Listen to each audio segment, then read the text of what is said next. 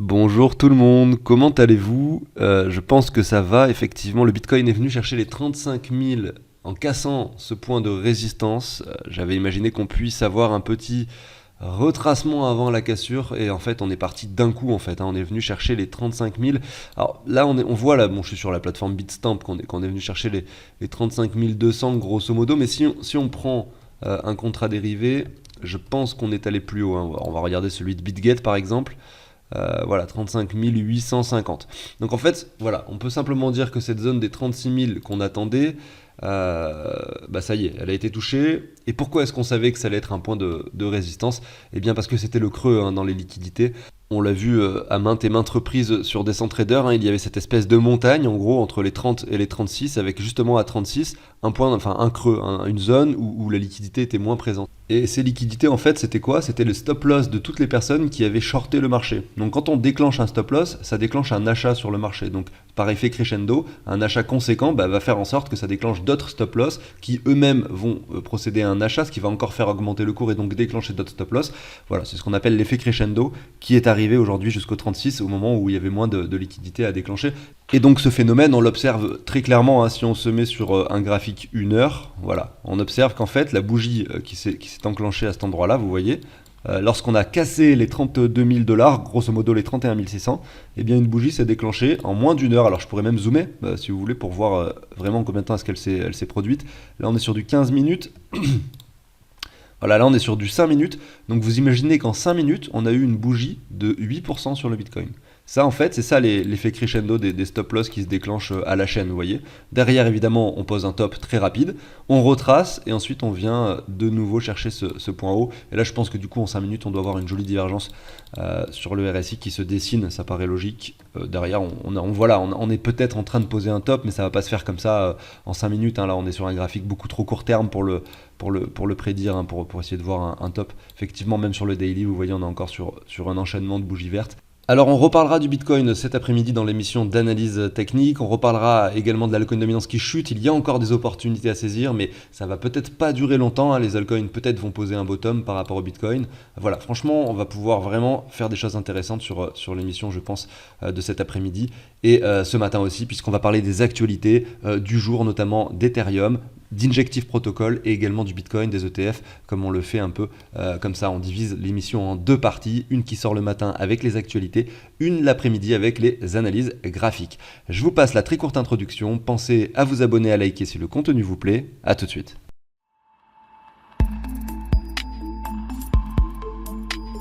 Première actualité du jour évidemment, donc pendant quelques minutes, le Bitcoin a sauvagement dépassé les 35 000, c'est ce qu'on a vu à l'instant. Justement, est-ce que c'est avec l'excitation de l'acceptation de l'ETF que finalement on a le marché qui monte? C'est la question qu'on se pose.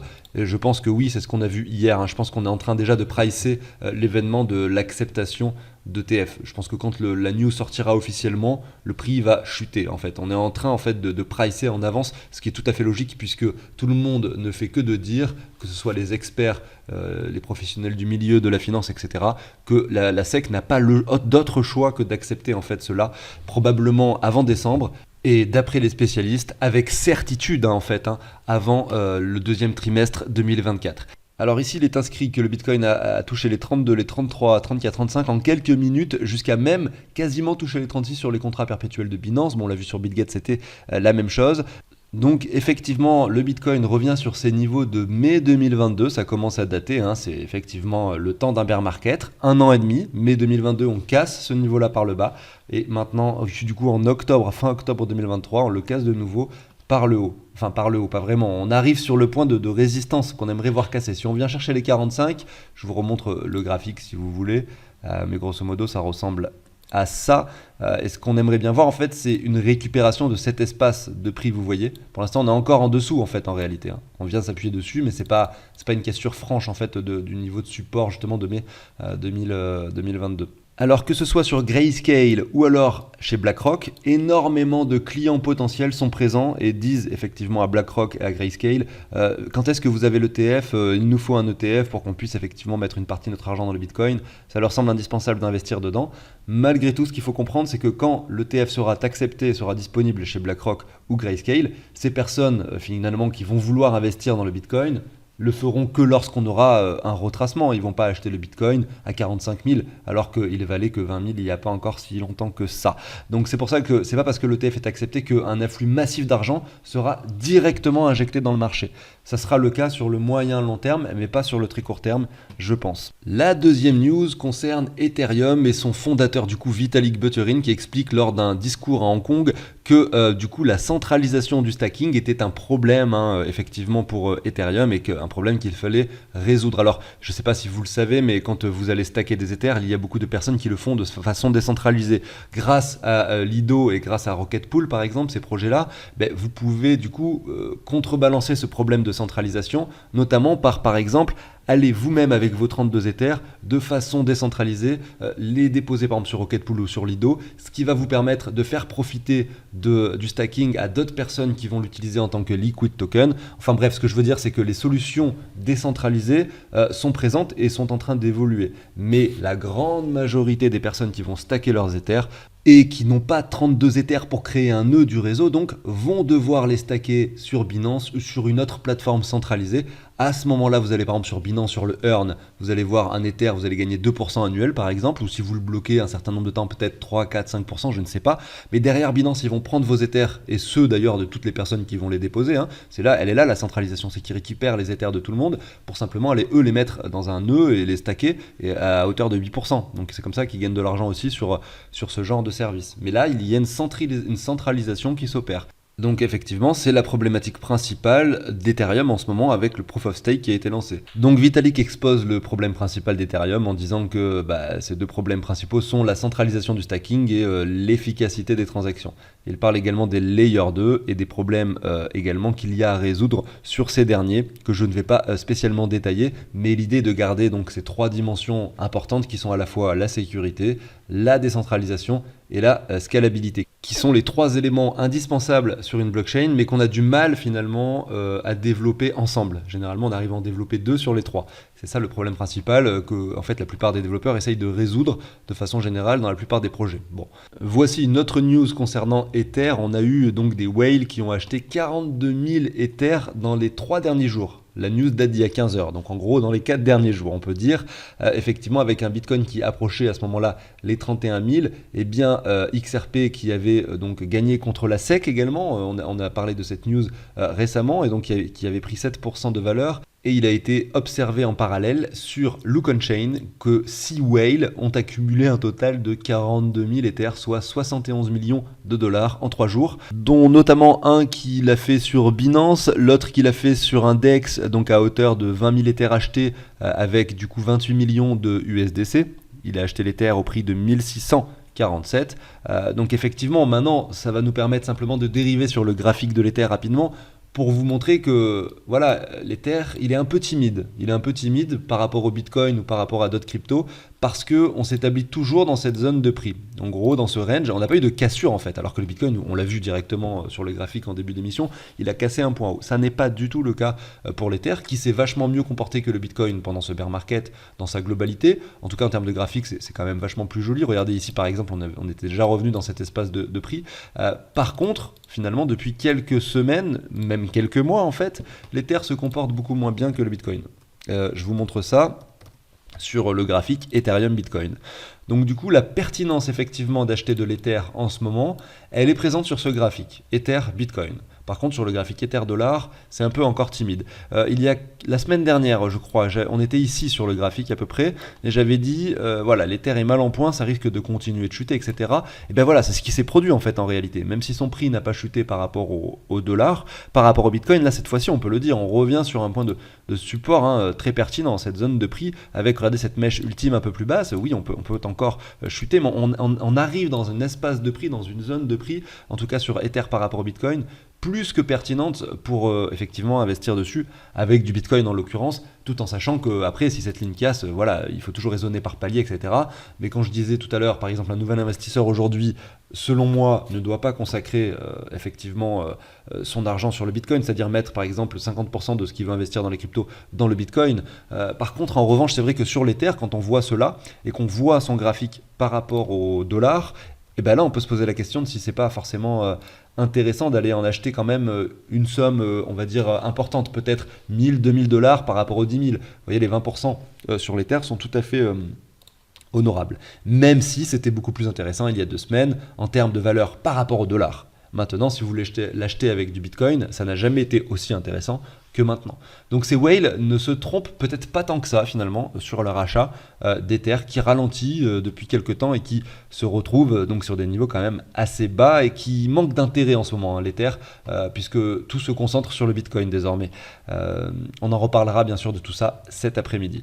Je continue avec la news suivante, il s'agit de Chainlink. Voilà le titre, Chainlink monte de 40% en une semaine. Voilà. Donc pourquoi est-ce que Chainlink monte comme ça d'un coup?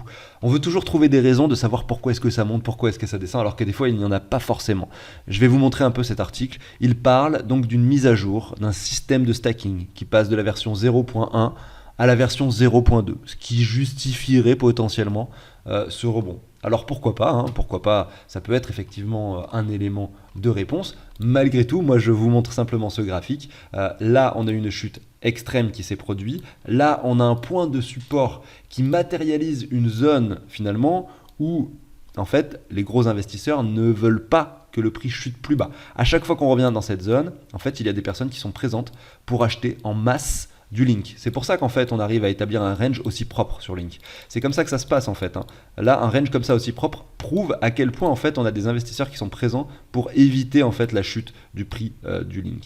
Donc ça veut dire quoi? Ça veut dire que grosso modo, à chaque fois qu'on est venu chercher cette zone, le Link est sorti des petits portefeuilles pour aller dans les très gros portefeuilles. Et à chaque fois qu'on est revenu sur cette zone, ça a été le cas. On sort des petits pour aller dans les très gros. Et ce phénomène dont je suis en train de vous parler, c'est valide sur toutes les cryptos. À chaque fois qu'on a des chutes, c'est quelque chose de tout à fait logique en fait, hein. C'est-à-dire qu'on a une phase d'accumulation. L'accumulation se traduit par des gros portefeuilles qui accumulent des grosses quantités de crypto et des petits particuliers qui finalement n'en peuvent plus de voir un prix aussi faible, leur portefeuille aussi bas et donc se disent voilà, c'est plus pour moi, je revends. Et grosso modo, c'est ça. Ça veut dire que là, toutes les personnes qui souhaitent hold finalement du Link, eh bien, vont le hold pour du long terme. À partir de là, on arrive dans des zones où voilà, c'est bon, toutes les personnes qui voulaient vendre ont vendu. Ça veut dire que maintenant, il reste quoi? Il reste plus que soit des acheteurs, soit des holders. Et donc, ça traduit forcément une facilité de cassure de résistance. Parce que si on a beaucoup moins de vendeurs et plus d'acheteurs, l'offre et la demande fait que finalement, on est susceptible de casser très facilement un point de résistance. Et en plus de ça, effectivement, on a cette news. Et qu'est-ce que ça change, cette nouvelle version de stacking? Ça change qu'en fait, les personnes qui vont bloquer des links sur le protocole pourront les retirer à tout moment, alors, au lieu de les garder, de les avoir bloqués pendant une période de temps. Je suppose, j'ai jamais fait de stacking moi-même avec mes propres links, mais c'est ce qui est expliqué ici dans cet article. Donc effectivement, le fait que beaucoup de gros portefeuilles possèdent désormais beaucoup de links, qu'ils ont pu en accumuler pendant toute cette phase. Pourquoi ça bug comme ça? Toute cette phase depuis le 30 mai 2022, eux justement sont susceptibles de s'intéresser à ce genre de choses, notamment le fait que le link ne soit plus bloqué lors de son stacking, parce que vu qu'ils en ont des grosses quantités, c'est forcément très intéressant de le stacker. Après, je connais pas les rendements. Mais voilà. Maintenant en termes graphiques, voilà, on va parler simplement du graphique rapidement sur le Link. Eh bien, on a ce range qui était établi. Regardez les prix ici du token. Ici, avant Bull Run, donc en 2019, on était vers les 65 centimes, on avait touché les 3,39 $. Ici, avec cette espèce de sommet, ce double top qui s'était déclenché à cet endroit-là. Hop, excusez-moi, je reprends. À cet endroit-ci et à cet endroit-là, vous voyez, et bien en fait, pendant ce bear market, ce sont des niveaux qu'on est venu chercher finalement de nouveau, sur lequel on a un point de support qui se manifeste. Aujourd'hui, on s'arrête sur cette zone-là. On accumule. Le prix du Link, donc, était extrêmement joli, avec ce range très très propre. On casse par le haut ce range, donc cette semaine, on va se mettre en journalier, ça s'est passé en 3 jours. On casse, on clôture légèrement au-dessus lors de la journée du 21 octobre, très au-dessus le 22 octobre, et là, encore une bougie rouge ensuite le 24. Maintenant, on semble se stabiliser. C'est une zone de prix, donc les 10 $, qui est forcément un chiffre psychologique rond, notamment le chiffre 10, et également une zone sur laquelle le Link avait travaillé à l'époque. Maintenant, on va le regarder par rapport du coup au Bitcoin. Donc vous voyez que finalement, dans mes émissions actualité, je fais aussi quelques analyses pour initier peut-être ceux qui ne s'y intéressent pas forcément. Donc ce qu'on voit par rapport au Bitcoin, c'est qu'en fait, on était toujours dans cette tendance baissière, qu'on n'a pas de range très propre de dessiner. On avait fait un nouveau plus bas, mais qu'on était en train de ralentir. On n'a pas d'accumulation, on n'a pas quelque chose de joli comme ce que l'on a donc par rapport au dollar. Souvent c'est l'inverse, souvent on observe des choses beaucoup plus intéressantes par rapport au Bitcoin, là ça n'est pas le cas. On a effectivement un RSI qui réintègre très rapidement la zone des 70 actuellement avec ce petit pump, mais on est toujours dans un canal en contraction. Donc le graphique par rapport au Bitcoin nous indique que potentiellement en fait cette hausse récente du link par rapport au dollar n'est pas si importante que ça, parce que je vous remonte juste le graphique rapidement. Voilà, on est dans ce canal pour l'instant. Il faut vraiment qu'on le casse par le haut, qu'on arrête de faire des nouveaux plus bas. Pour l'instant, tant qu'on est dans ce canal, on peut rejoindre la borne basse, etc. Donc c'est pour ça que je vous dis par rapport au Bitcoin, c'est pas si fabuleux. Ça veut dire que peut-être on aura encore des occasions intéressantes pour investir. Donc d'un côté, c'est pas si mal pour vous si vous souhaitez acheter du link et que vous avez raté cette occasion. Donc on est sur les 10. Maintenant, le point de support qu'on aimerait voir touché sur le link, pourquoi pas déclencher un achat, ça serait ce niveau-là, aux alentours des 8 dollars grosso modo. Si on y retourne, ça sera un bon niveau d'achat. Après, on peut sans problème réintégrer cette zone également, mais pour quelqu'un qui souhaiterait investir, voilà un premier niveau pertinent dès aujourd'hui pour investir dans Link, notamment les 8,50 $, les 8 dollars, grosso modo cette zone de prix. Je termine cette émission avec Injective Protocol. Rapidement, on voit, parce qu'on l'a passé il n'y a pas longtemps, donc ça va être assez rapide, mais grosso modo on voit que en fait c'est un protocole qui est de plus en plus utilisé. Vous avez ici le nombre d'utilisateurs, c'est des données différentes de celles qu'on avait pu observer donc la dernière fois, donc c'est intéressant. On voit que effectivement le prix qui est en vert augmente en même temps que le nombre d'utilisateurs augmente. Là c'est donc que je ne dis pas bêtise l'expansion du réseau, et là en dessous qu'est-ce qu'on a? On a du coup le social volume, donc là c'est sur les réseaux sociaux etc, les gens qui en parlent, et on voit que c'est plutôt cohérent et c'est plutôt représentatif de ce qui est en train de se passer au niveau du prix. On va regarder maintenant le prix de Injective Protocol. Effectivement, on est sur les 11,87 $.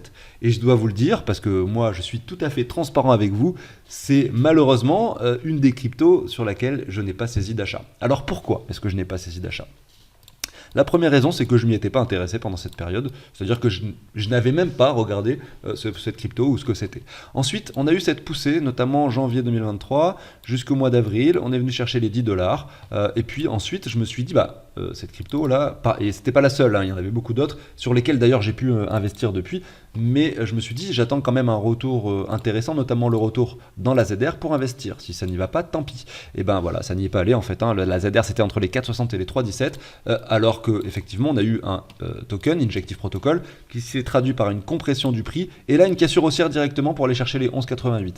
Ça veut dire qu'aujourd'hui, si on prend le graphique dans sa globalité, on voit qu'on a un sommet ici aux 27 dollars, c'était au mois d'avril 2021, un bottom ici au 1 dollar grosso modo, et on voit qu'on est déjà revenu, si on prend le Fibo, au 38,2, qu'on est même en train de le casser, et qu'en fait on a la ZR ici au 17,35 entre les 17 et les 21.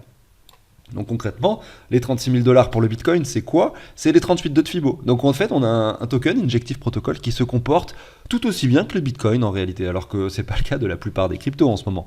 Injective Protocol est en train de, on va dire, de surdominer ce marché des altcoins, clairement. Après, je sais pas combien il est capitalisé, mais peut-être pas tant que ça. Donc en réalité, ça n'a peut-être pas beaucoup d'impact. 49e, si quand même, ça a un impact, il est pas si faible en fait, en termes de capitalisation.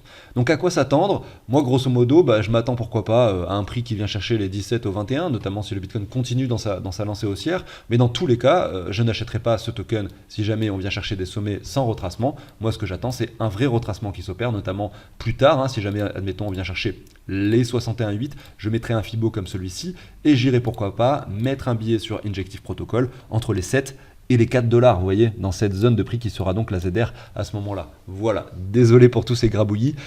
J'arrive sur la fin de l'émission, j'espère que ça vous a plu. Si c'est le cas, pensez à vous abonner, à liker. On se retrouve cet après-midi pour l'émission consacrée aux analyses graphiques. Je pense que je vais parler beaucoup de temporalité au vu de ce qu'on est en train de voir en ce moment avec un Bitcoin qui a un graphique qui ressemble énormément au bear market pas de 2018, mais encore celui précédent de 2015. Vous allez voir, je pense que c'est très intéressant, même si j'ai pas encore fait le travail. Peut-être que je me trompe, mais je crois de mémoire qu'on va vraiment avoir des choses intéressantes à dire. Excellente journée, à tout à l'heure. Ciao tout le monde.